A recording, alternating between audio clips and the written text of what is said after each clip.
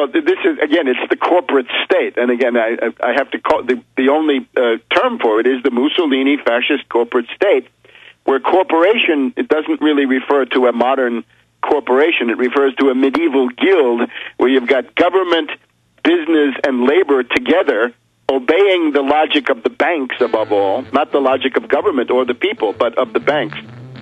And yeah, the whole universe is a food chain feeding into them at the top, and they've got to destroy things to feed. So they're not builders, they're destroyers, they're parasites. Webster, we kind of sidetracked into the economy first. I want to go through the geopolitical structure, then calls, then the economy. Okay, we'll be right back with Webster Griffin Tarpley on North Korea. Webster Griffin Tarpley is our guest. I want to start taking your calls coming up in the next segment. Webster, let's move quickly through what's happening in the rest of the world.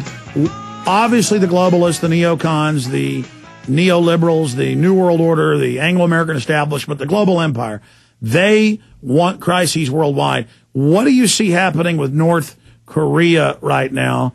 And what do you see unfolding with that in the future? Well, North Korea has traditionally been used by the U.S. Under Bush, let's say, to maintain imperial discipline in Northeast Asia, especially when the U.S. was getting ready to attack Iraq under Bush. You might have thought that when the cat's away, the mice will play. That might have given Japan and South Korea the chance to do something independent on their own. So in order to make sure that didn't happen, and this is actually an exercise in buck passing, as the theoreticians call this, if you get a crisis going with North Korea, you terrify Japan, terrify South Korea, you force them back to the skirts of the U.S. Nuclear umbrella, to mix a metaphor, and you maintain control by having an artificial crisis. So Kim Jong-il, the dear leader, has been a great asset for the U.S. in maintaining the imperial status quo in Northeast Asia, also, scaring China, embarrassing China, creating all kinds of problems for China. And I think that's what they're doing again. As you mentioned, there have been all kinds of provocative maneuvers by the U.S. and probably South Korea. The South Korean leader right now seems to be much more of a hawk than the one before.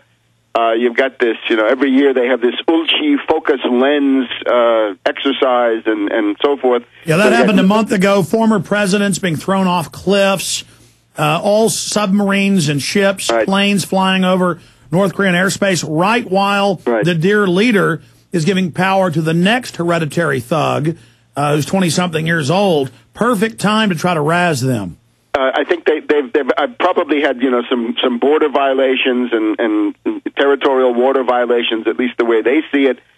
They are paranoid, of course. These people are the true heirs of Stalin, I guess, in the modern era. So it's a paranoid regime, and it seems to me also that they must have been getting threats that the world public doesn't see. In other words, some kind of a back channel, informal envoy, traveler, who knows what.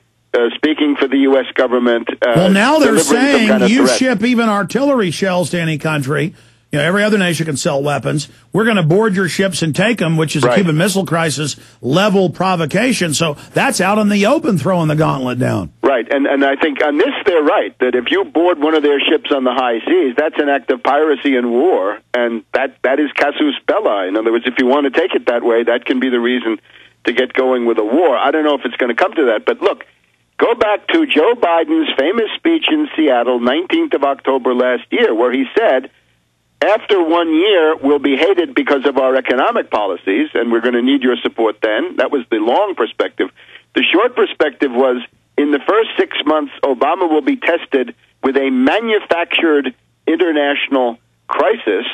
So 6 months takes us up to the 20th of July. So we've got a little bit less than a month for this to happen. And the hype now, of course, as everybody can see, is that there's going to be some kind of a missile test from North Korea on or around July 4th, that this is a great affront to the U.S. We've got the Patriot missile battalions, I guess, sent to Hawaii, demands for more ABM interceptors in Alaska, and so forth. But in reality, North Korea has put out their international alert, as all governments do when the U.S. and Russia test missiles, saying we're firing a missile into this area in and around this date. Nowhere near Hawaii it's come out, and it's on the death date of the first thug. They always test missiles, it turns out, on the death date, the day he died. So this is more just manufactured crises. Right, and of course it is their right to test missiles within certain parameters, right? Everybody else does it, right? Pakistan, India,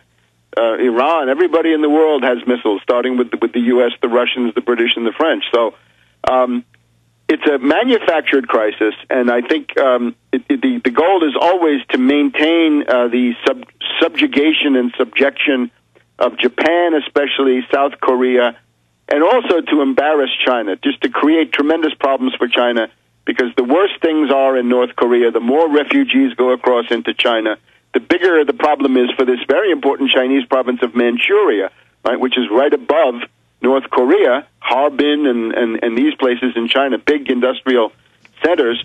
So it's a cynical crisis being artificially created by people like Biden. And isn't it also for our consumption here domestically as well, not just to keep the entire area of Asia in fear? Yes, I think. And remember, with Obama, the door to false flag is now wide open because the ruling elite thinks that he can accuse a country and be believed, which would not be. Exactly. Let's cover false flag when we get back and then take your phone calls, then get into the economy.